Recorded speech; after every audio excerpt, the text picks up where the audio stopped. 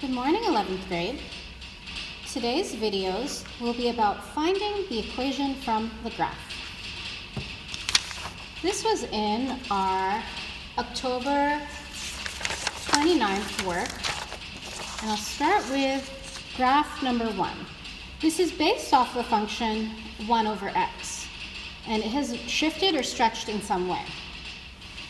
I will graph it on the calculator to show you what it would look like otherwise. So starting in here, I'm just going to make sure to clear out everything else. And 1 over x is in y1. And the domain of this graph is going from about -10 to 10. So I'll hit window, and I have that. And it's a little bit under -5. Maybe that's about -7. And the max here is probably 15. Look at the side-by-side comparison. Our picture graph has the same shape, and it's moved up, and it has the anchor point of 1, 6. I'll show on my table that our original is at 1, 1. So we need to do something to get the graph to look this way. Right here is my printout from Desmos, which is a bit easier to see. The basic form of our graph is y equals a over x minus h plus k. The a, h, and k move the graph or stretch it depending on what they are. Let's look first at our horizontal asymptote, which I'm highlighting in red. This is occurring at y equals 5. This relates to our value of k. I'm going to write it in finer tipped marker. A horizontal asymptote is a line that the graph approaches as x goes out to -infinity or infinity. And in this case, ours is going to be 5. In purple, I'll do our vertical asymptote.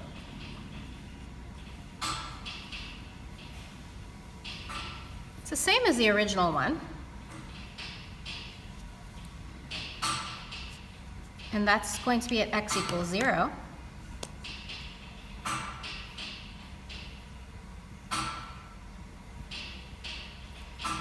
It relates to the value of h.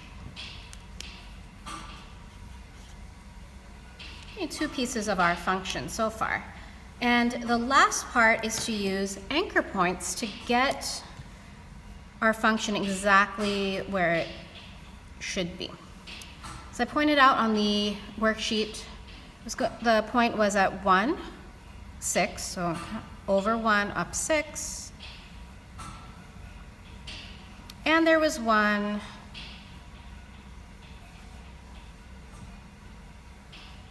as well at -1, 4. Hopefully I think I said -1 by mistake, but it's really supposed to be 4. So we'll use those anchor points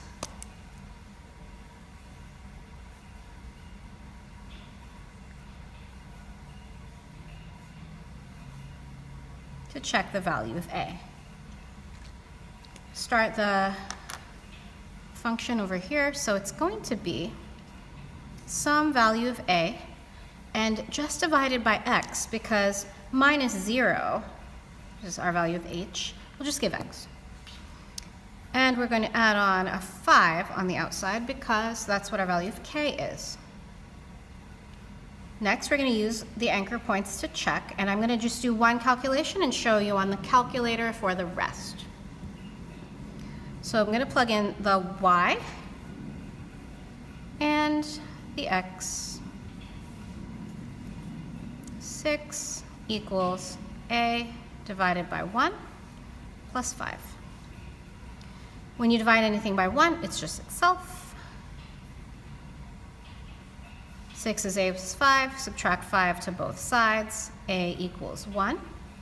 And that means our final equation will be 1 over x plus 5. We'll do a quick check. Go to my y1. I'm going to just add 5 on the outside because that's what we got. Hit graph. And that is looking good. Like it shifted up 5, keeps the same shape. And on the table, I go second graph to get my table. I do have my other anchor point, -1, 4, and the one we used, 1, 6. If you're curious, the vertical asymptote is shown because there's an error at x equals 0. The horizontal asymptote you can tell by scrolling.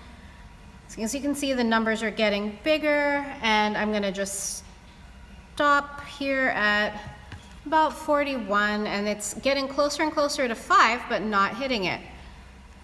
I could type in, if I changed the table to go to values that I put in for x, I'm going to type in a lot of zeros, and it's approaching 5 when you get 1 times 10 to the 19th.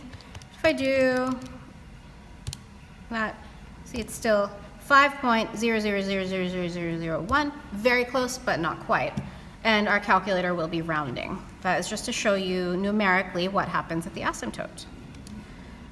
So that is our demonstration of what happens when k changes in our reciprocal function.